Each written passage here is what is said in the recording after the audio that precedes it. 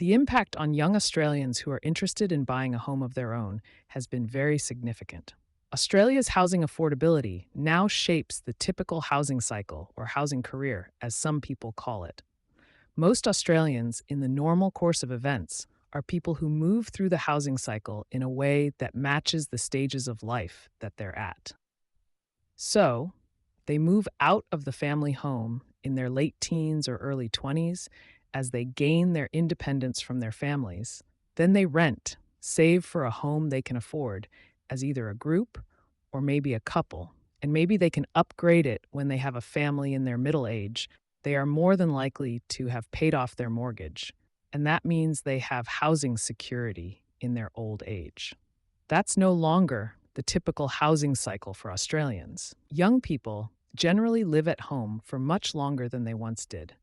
They generally rent for longer, and they're more likely to be saddled with a mortgage, not just into their middle age, but more often than not into their retirement as well. In fact, in 2006, 65,000 retiree households were still paying off the mortgage. Affordable rent is also an elusive right around Australia. We have very low rental vacancies. We see high turnover as landlords want to maximize their profits in tight market, and we see less long-term or lifelong rental, as we see in other countries and other economies.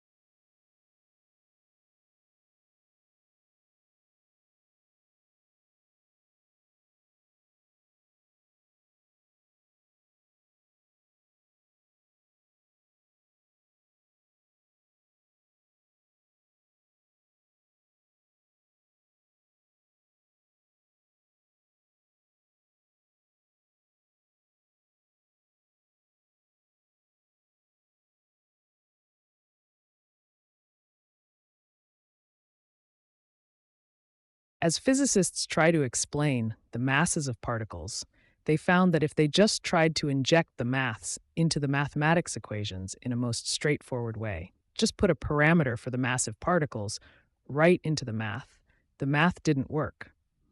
It gave rise to quantum mechanically inconsistent features. So it's recognized you need to have a more subtle way of introducing mass into the equations. That would not spoil the fundamental symmetries, but yet would allow the particles to have different masses. You see, fundamentally, the idea is that all particles begin life as massless. There's a high degree of symmetry associated with it. All the particles have the same mass as zero. How do you inject math without spoiling that symmetry, which is vital for the equations to make sense? The Higgs field does that by immersing everything in this bath, this molasses-like bath. It turns out that the equations allow you to have your cake and eat it. The fundamental symmetries are deeply preserved, and yet the way in which the particles move experiencing different resistance like drag force allows them to have different masses.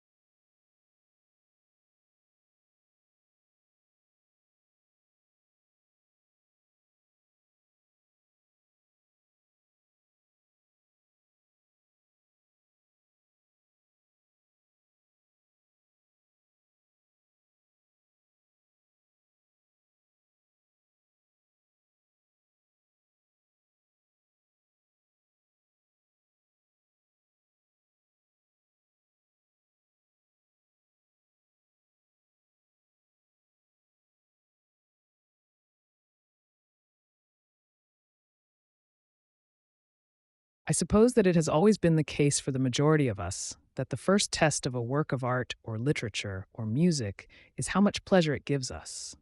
And we don't want to bother with analyzing why or how it has had such an emotional impact on us.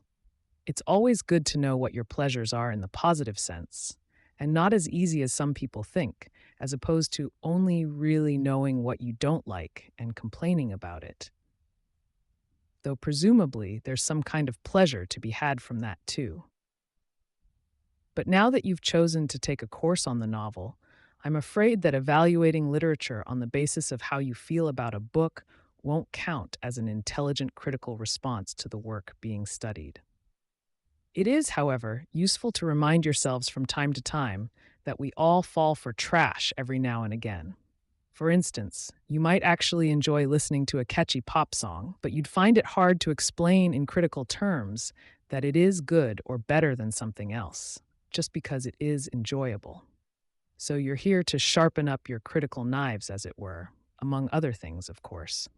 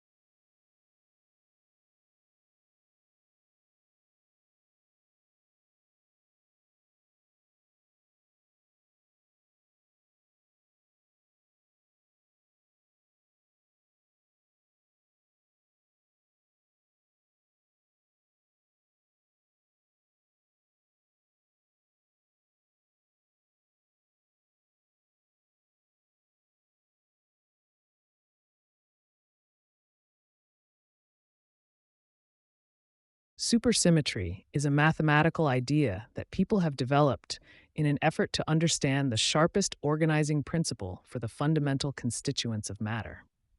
You see, we have learned that particles that seem to be different can actually secretly be united by certain symmetry principles.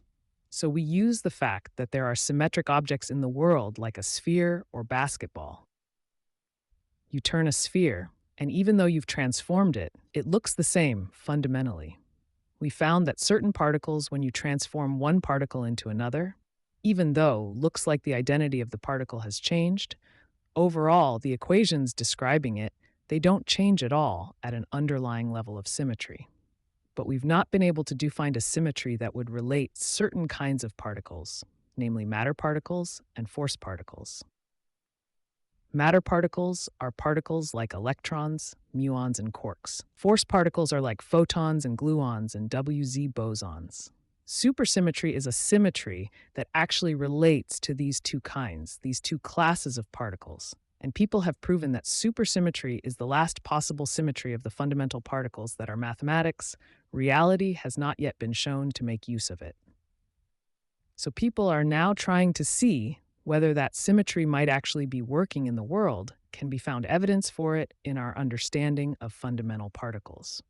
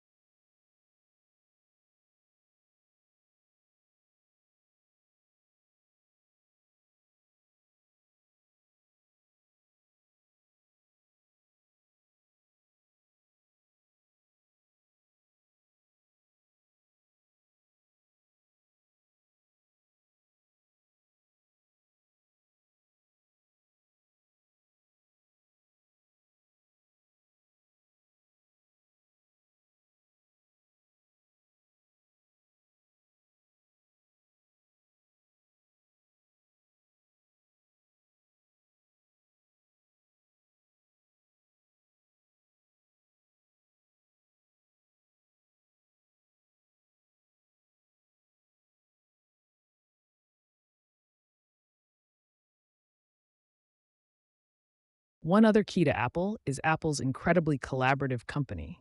And so you know how many committees we have in Apple? Zero. No committee. We are organized like a startup. One person's in charge of iPhone OS software, one person is in charge of Mac hardware, one person is in charge of iPhone hardware engineering, another person is in charge of worldwide marketing, another person's in charge of operations. We're organized like a startup. We're the biggest startup on the planet, and we all meet for 3 hours once a week, and we talk about everything we're doing, the whole business, and there's tremendous teamwork at the top of the company, which filters down to tremendous teamwork throughout the company. And teamwork is dependent on trusting the other folks to come through with their part without watching them all the time, but trusting that they're going to come through with their parts. And that's what we do really well. And we're great at figuring out how to divide things up in these great teams that we have and all work on the same thing, touch bases frequently, and bring it all together into a product. We do that really well. And so what I do all day is meet with teams of people and work on ideas and solve problems to make new products, to make new marketing programs, whatever it is.